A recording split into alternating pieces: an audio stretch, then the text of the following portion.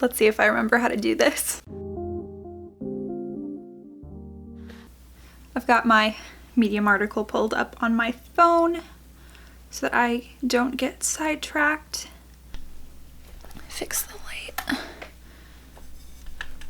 don't know if that helps anything or if that makes it worse. Things are different now. A lot has happened since the last time I recorded a YouTube video. I hope that if you are one of the privileged folks like me who has the opportunity to self-isolate and your job doesn't depend on you physically going somewhere, that you're doing okay. And if you're not, if you are actively needing to interact with people because you're a healthcare worker or because you have a job where that is required, I really hope that you are able to stay safe and that you remember to, wash your hands and do what you can. Our system is very obviously not set up for this. And I hope that we take lessons from this, but at the same time, this is a really good opportunity to really community build and get back into contact with people that you haven't talked to in a long time. We just all have to be mindful and careful and not put ourselves before people that we don't know just because we want to have fun. Anyway, that was a really long-winded way of saying that I hope that you are cozy and that you have a drink, because this is going to take a little while. It might be a slightly longer video than what I'm normally putting together, because I want to talk about the book that I wrote that is going to come out in July. I want to tell you guys about the process of writing a book. I did write a Medium article, so if you're someone that prefers to read step-by-step stuff, then you're welcome to do that. I personally prefer YouTube videos a lot of the time, but I'm trying my hand at blogging.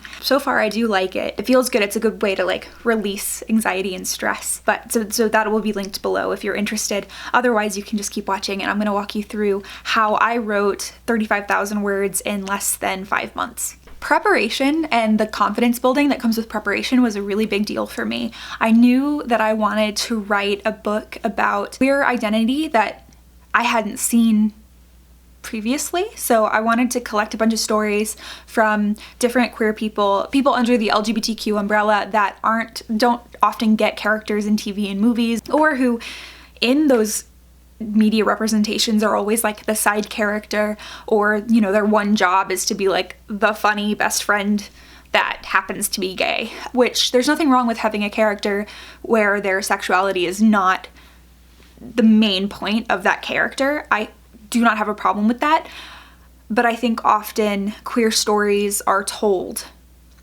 as this secondary effect, which doesn't serve those of us that need that representation.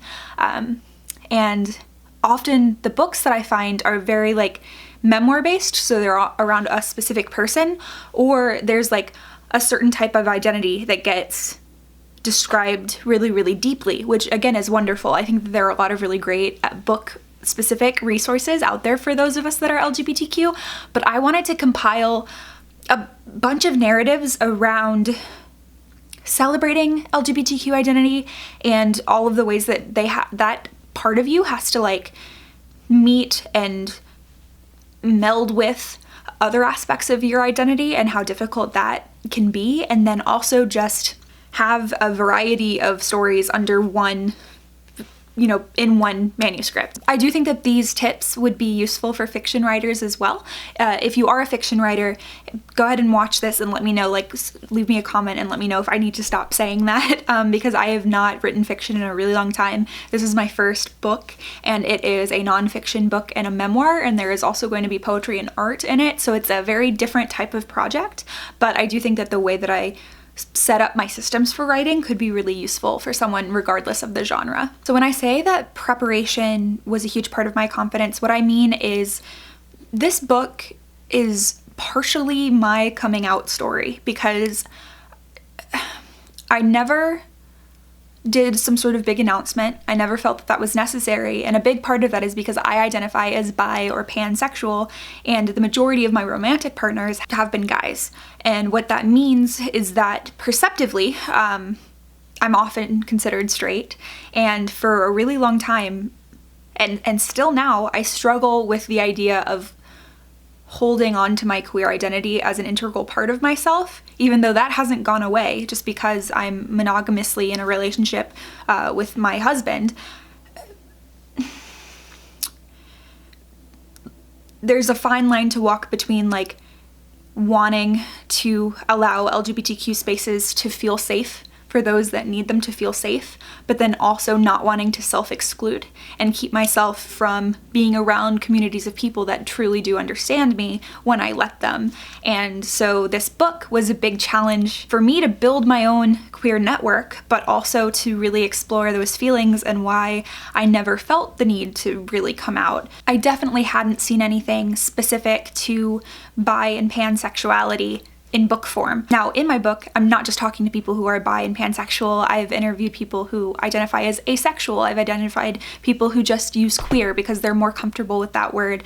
And that's a word that I'm honestly becoming more and more comfortable with for myself, just because the idea of explaining myself as bi or pan, like when I use pan, it seems to say like, oh, well, bisexuality is inherently on a binary, and it kind of was, but then I also discussed this topic with Robin Oakes in my book, and she's trying to get the definition of bisexual changed. And so all of those conversations are in there, and it's just a really exciting compilation. And I knew that I wanted to do that, but I didn't know what I wanted it to look like, and I didn't know where to begin.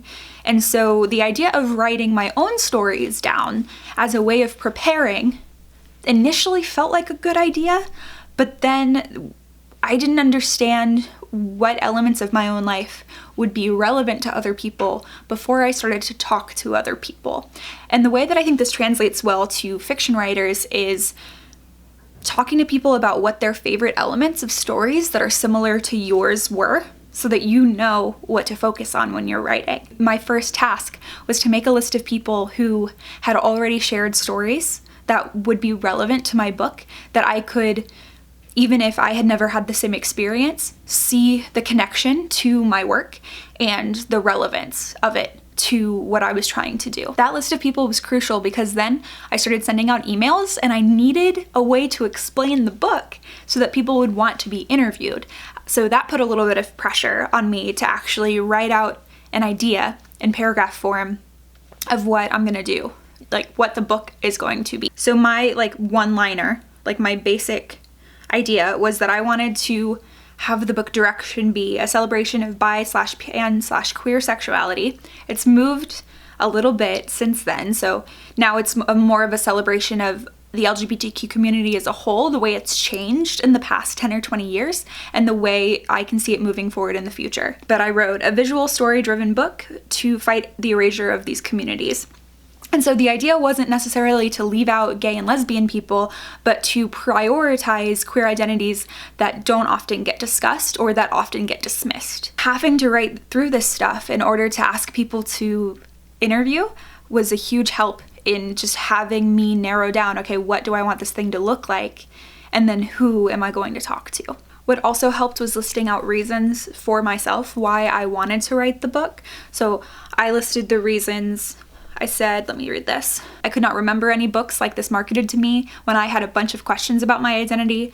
Too often people with fluid identities are written as depressing, confused characters, and then interviewing about this topic provides an opportunity for celebration and healing to really dive deep into their own stories. And I did find that. Like, I loved having the conversations. Those interviews were super healing and wonderful for me, and I think it was the same for the folks that I talked to, because how often do you actually get to evaluate your history and like the way that you had to come to terms with your sexuality and your gender, like how that affects you as a person, unless you're in therapy, which everyone should be.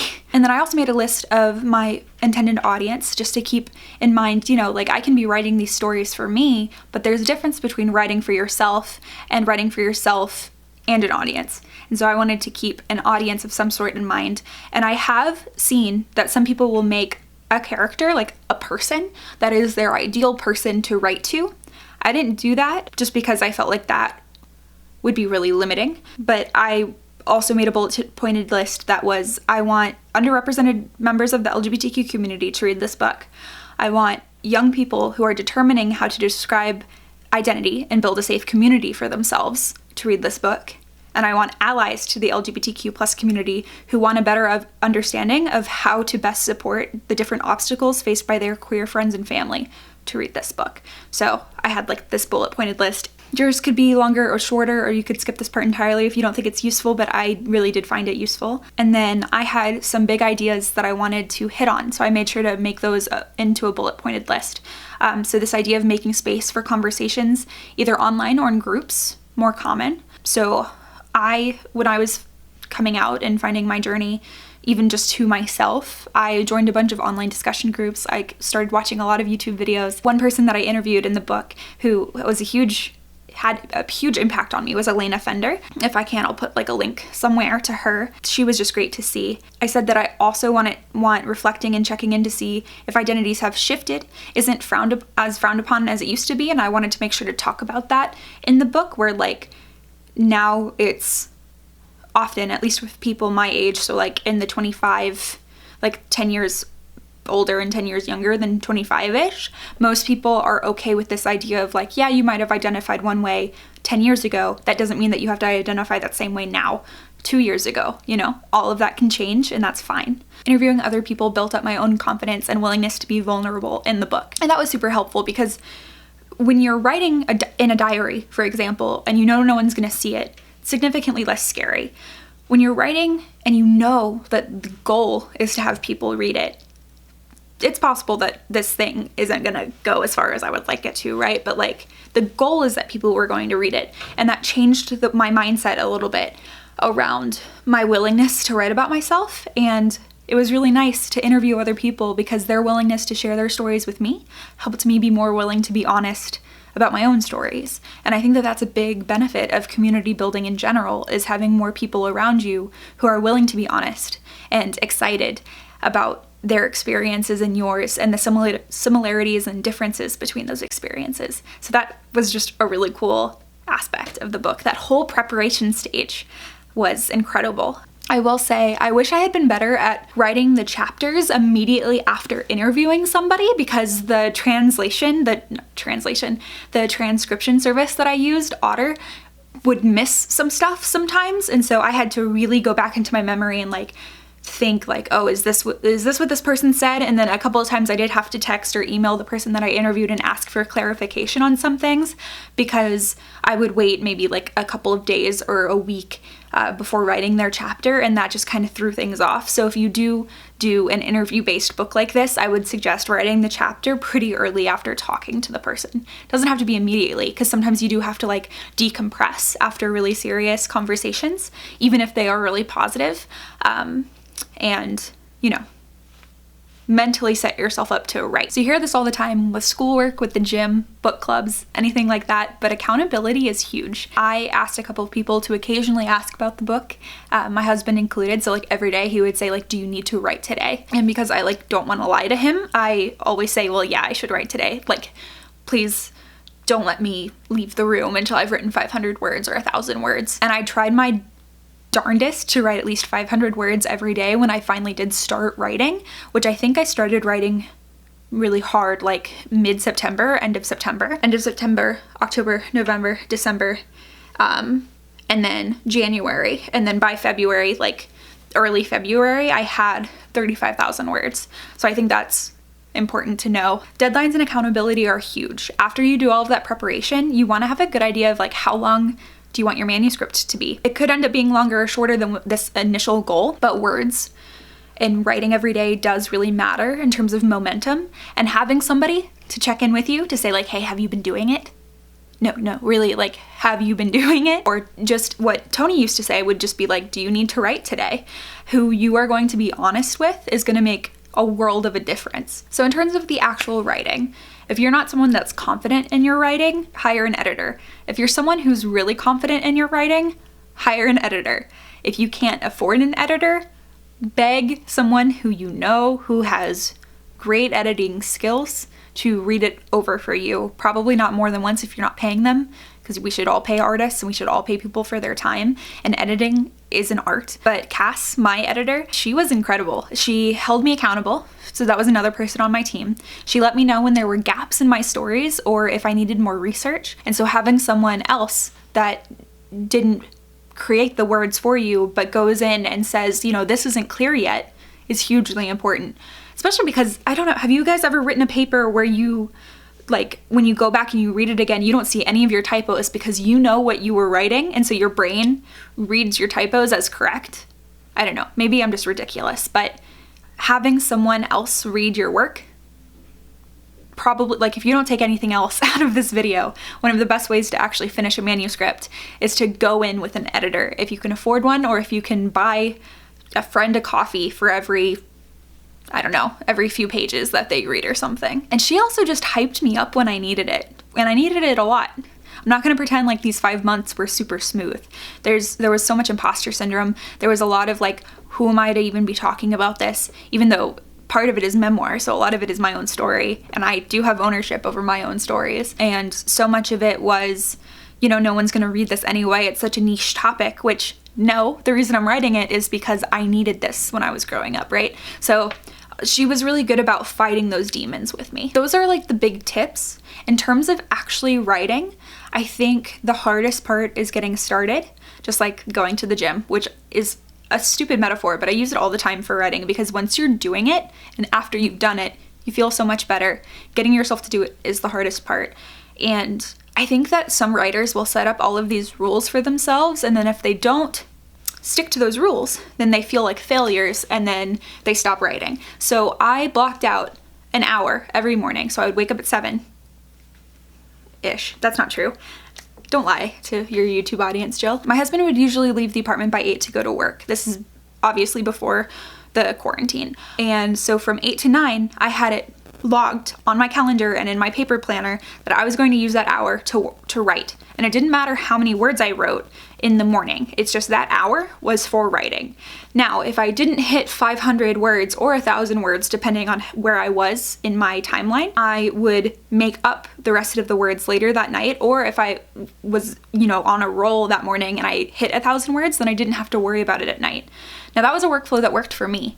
I know people who have to get up really early before, you know, their kids wake up. And I do have this problem too. Like, I don't really like working when my partner's in the room, because if he's around, I want to be interacting with him. And so I needed that time when he wasn't in the apartment to try to work. But what was really nice was when I was a little bit behind at night, he would say, do you need to do any more writing? And if I said yes, would not talk to me for at least an hour so that I could focus on writing. And that was time that was really valuable to me, because it can seem rude when you're working on a personal project to need to step away from the people that you live with and say, you know, I need to take this time for me. It's important. And he was really supportive about it and didn't ever make me feel like I was being rude, which is just like a fear that I had that I need to probably work on. But you don't need to sit down and write in big chunks like that, especially if you're someone who is out and about for most of the day, and then by the time you get home, you're tired. If you can take your lunch break and write on your lunch break, that's fine. There's no need to write 35,000 words in 5 months. That's an unrealistic goal for a lot of people, and setting a realistic goal is the most important thing. I was lucky in that I had institutional support, I had an editor, and I had people on my team, right? Not everyone gets that, and I want to say, like, I recognize those privileges. This was a huge project, and I would not have been able to do it this quickly without that team of people. But I don't think it's impossible as long as you're really focused and you're very vocal about what you need. So if it's writing during a lunch break, writing during breakfast, or writing a little bit after dinner, or even if you wake up randomly at 4 a.m. and can like get spurts done, that's great. My biggest advice would be to try to hit 500 words every day, which is maybe like an hour, like half an hour to an hour, depending on how quickly you write. That amount of time I understand is very difficult to find. There were days where I would be exhausted from schoolwork on top of my like 30-hour-ish a week job, and I just didn't want to do it anymore.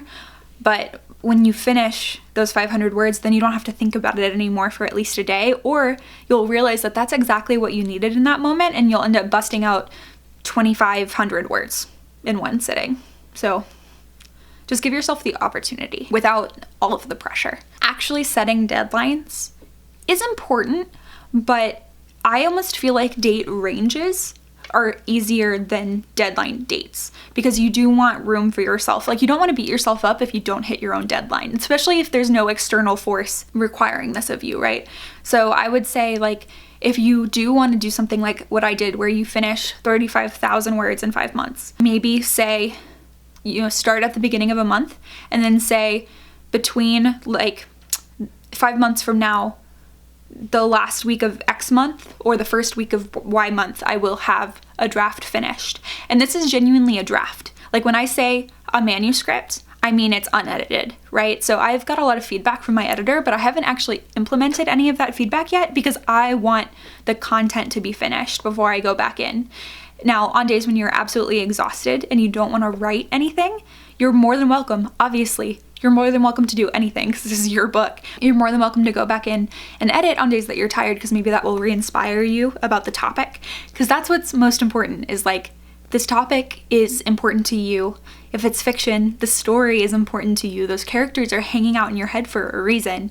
Get them out of there and share them with the world. I rambled a little bit, but those are the basics of how I finished this work. It was a lot of self-forgiveness and self-motivation, but also accountability, a real schedule that was flexible, but still like a schedule in terms of words by day, and then tentative deadlines that I could make flexible if I wanted, but it's very much in my personality to try to hit deadlines if I have them. I hope that these tools and, you know, tips are useful for you guys. Now that we're quarantined, I can't see any reason why I wouldn't make more of these videos. So if you have any questions, please leave them in the comments and I would happily answer them. If you have any additional advice for new writers, please leave that below as well. And let me know what you're reading right now. If you're interested in pre-ordering the book, the Indiegogo will be linked below as well.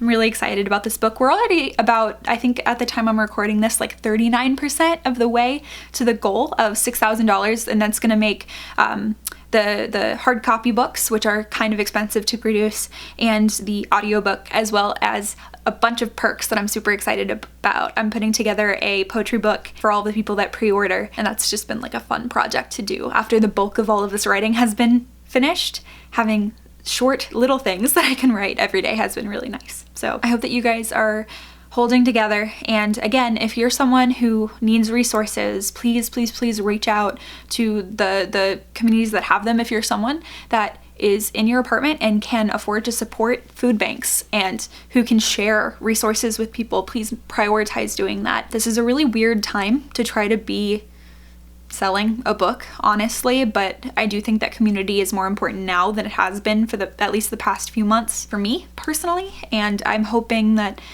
art projects like this don't get left behind because we're all so anxious, because I do think that it's a really good way to bring people together. Thank you so much for watching. Consider subscribing, and again, let me know if you have any questions in the comments. Thanks. Bye. Depth of, or what is this called? Depth perception? No, that's not what it is. I'm freaking out at how like the size of my arm is the same size of my head because of distance. Anyway.